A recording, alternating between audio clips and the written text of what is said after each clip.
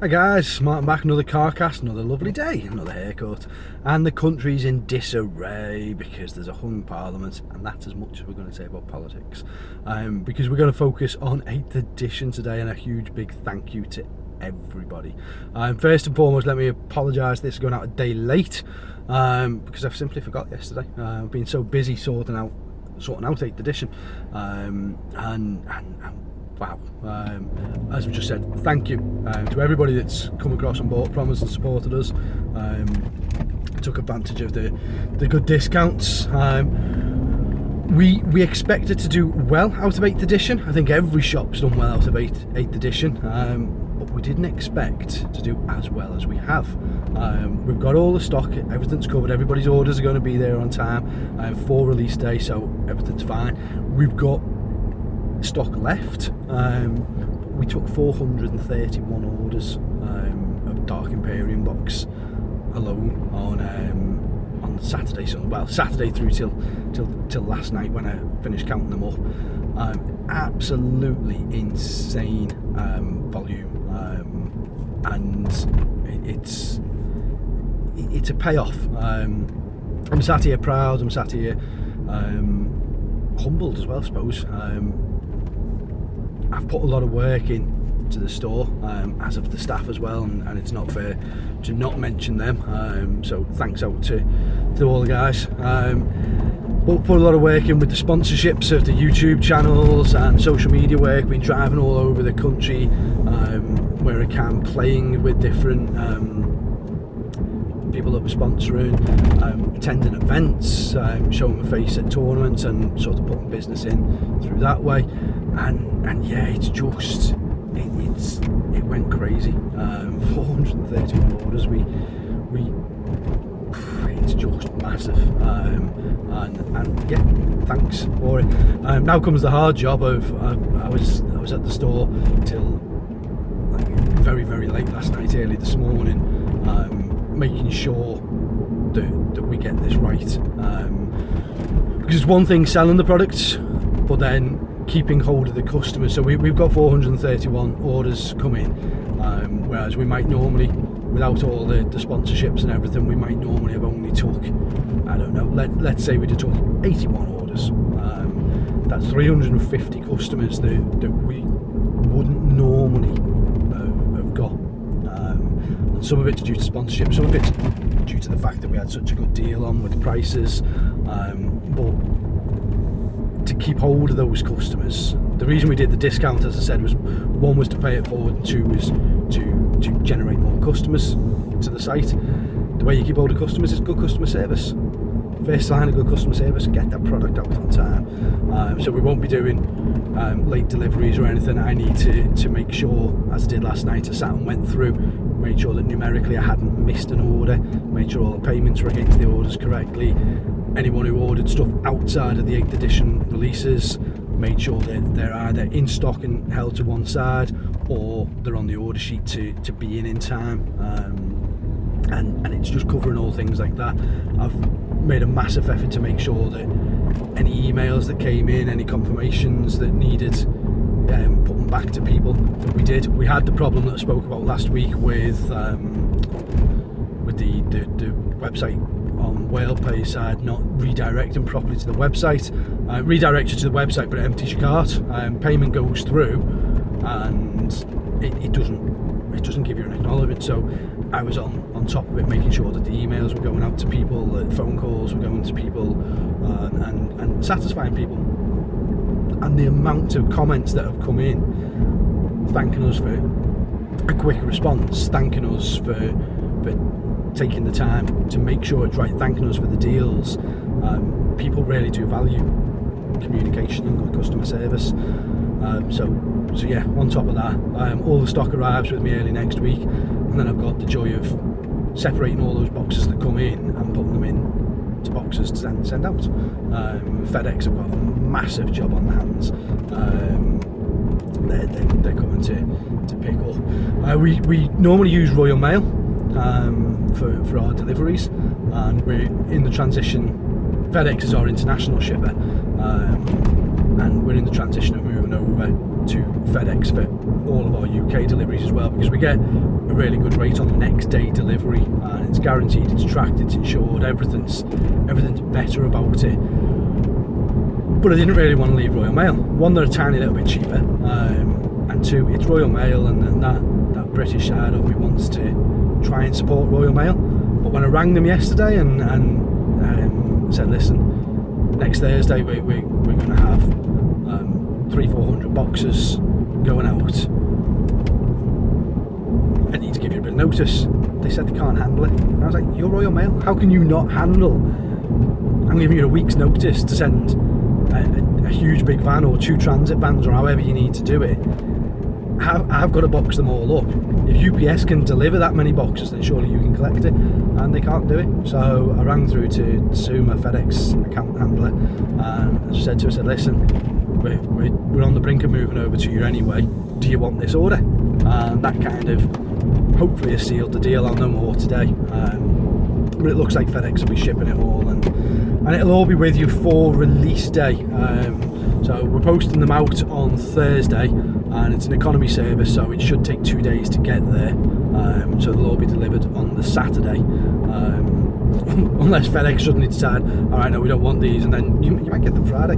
You shouldn't do, because they're not out till Saturday, and we're very much making sure that they arrive on Saturday. But the main idea is that as long as you're there to receive the parcels and sign for the parcels, then you're not going to have to wait till Monday or Tuesday for them, as will be the case with some other stores.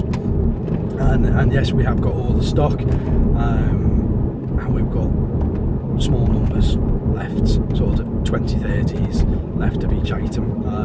It's worth passing a note to you that once Imperium 1 goes out of stock, got Index Imperium 1, that's it, it's then out of stock. They may reprint more, they may not, we don't know. Is that a sign of things to come with the Codex? Possibly.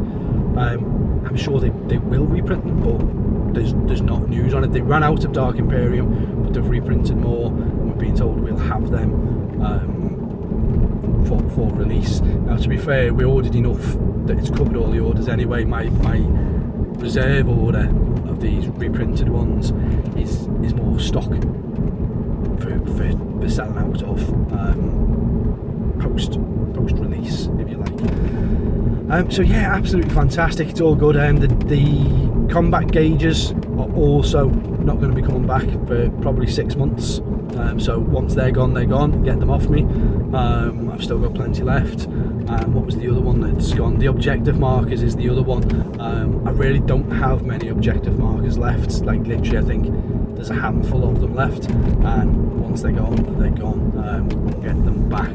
So those of you that have already got their orders in as of seeing this video, your orders are safe. If you put an order in for it afterwards, there might be an email comes back to you saying, oh, we haven't got this item now, we've had to refund it, we can only fulfill part of your order, whatever it might be. So bear in mind, and then that kind of covers the weekend that was 8th. It just a phenomenal amount of work. As much as I would like to, I couldn't deal with that every day, and I don't think we ever will get to that point. 400 orders a day is insane. I don't think we're ever going to grow that big, but hopefully it means that we will be getting more orders per day as a result of it.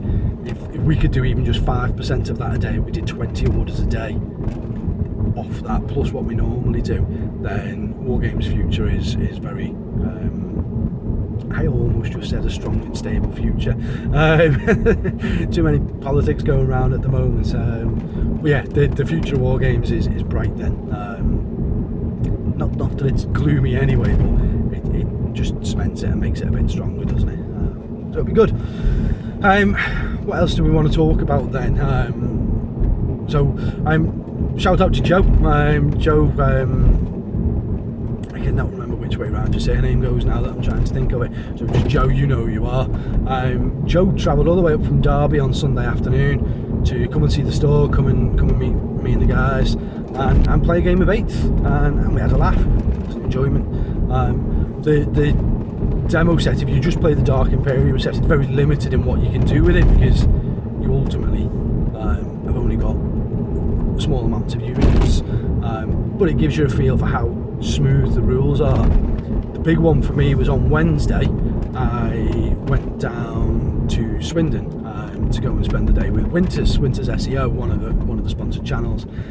If for some reason you're not subscribed to Winters, go and give him a sub.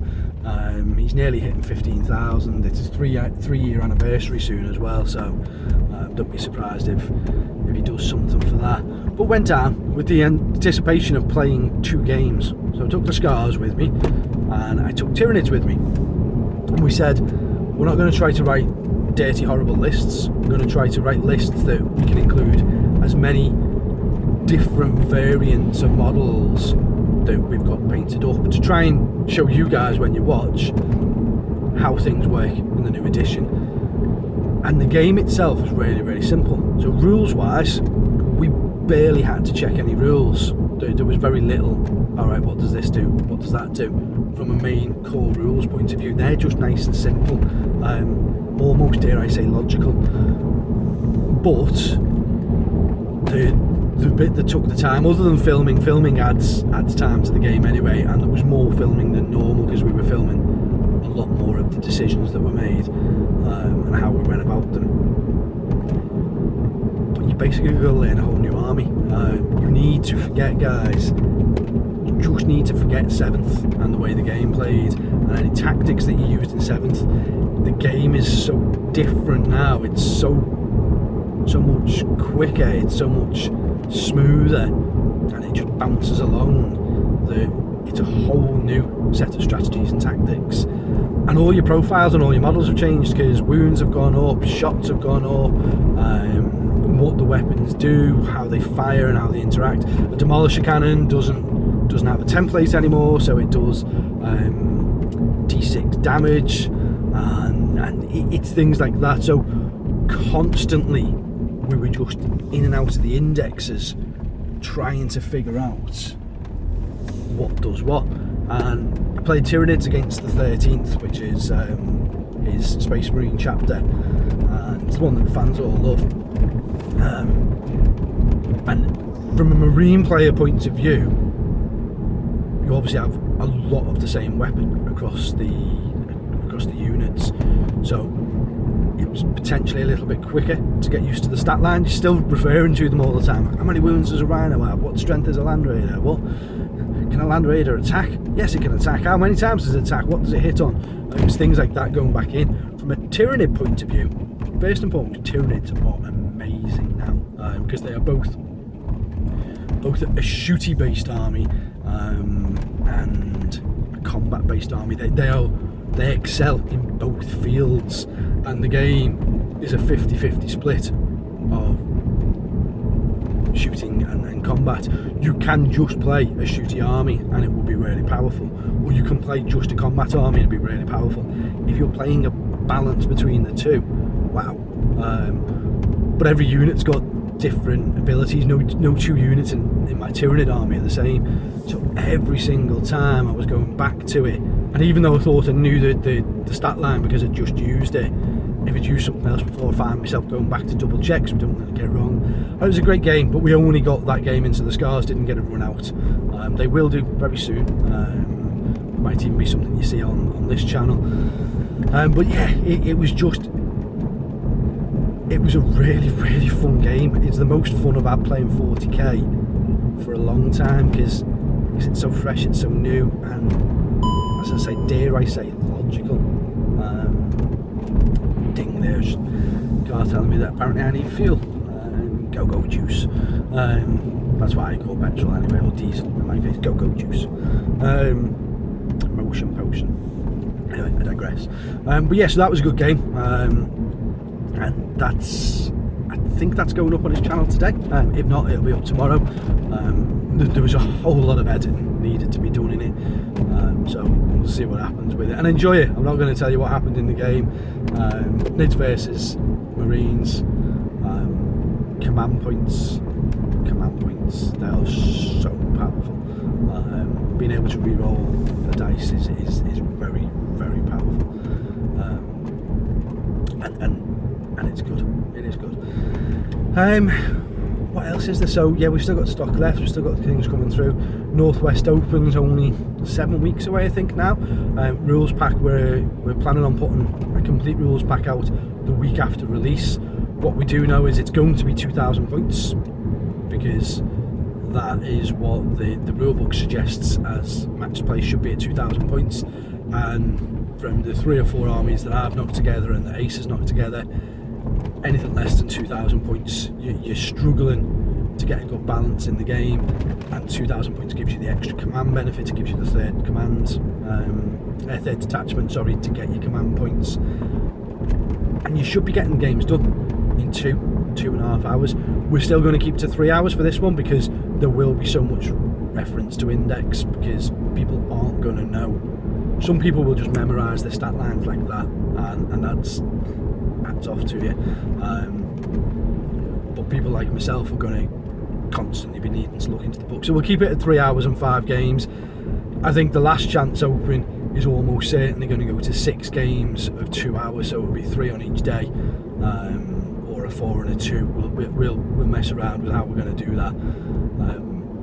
The benefit of doing 6 games at the size of the tournaments we run at 60 man plus is it gives a clear winner through a Swiss rankings, whereas at the moment with 5 games you can be in a situation where 2 people win all of their games but only one of them wins the tournament, and you shouldn't be winning all your games and not winning the tournament. It doesn't seem right, that. So yeah, we're putting all that together. We've already agreed as well that the way the core rules work is whoever deploys first, i.e. whoever deploys their last unit first goes first. And we're not going to go with that. We're going to go with a roll-off, because it favours elite armies far too much, and the elite armies have such a powerhouse behind them for Alpha Strike. You play an Imperial Knight army, you can put 4 Imperial Knights, 4 Wraith Knights, whatever it might be, in an army, and you've only got 4 models to place. And if you get first turn with the Knights, it's so powerful. We're not saying we don't want you to have first turn, but we don't want it to just be that easy to get first turn, because you'll have first turn every game, and it's too much of an advantage. So what we said is there'll be a roll-off. A lot of TOs are already saying that that's what they're going to do. We're going to run Hansards a little bit. If you take anything with the Titanic keywords, because everything's about keywords now, so if you take anything with the Titanic keyword, for every Titanic unit you have, your opponent will get an extra dice in the roll-off.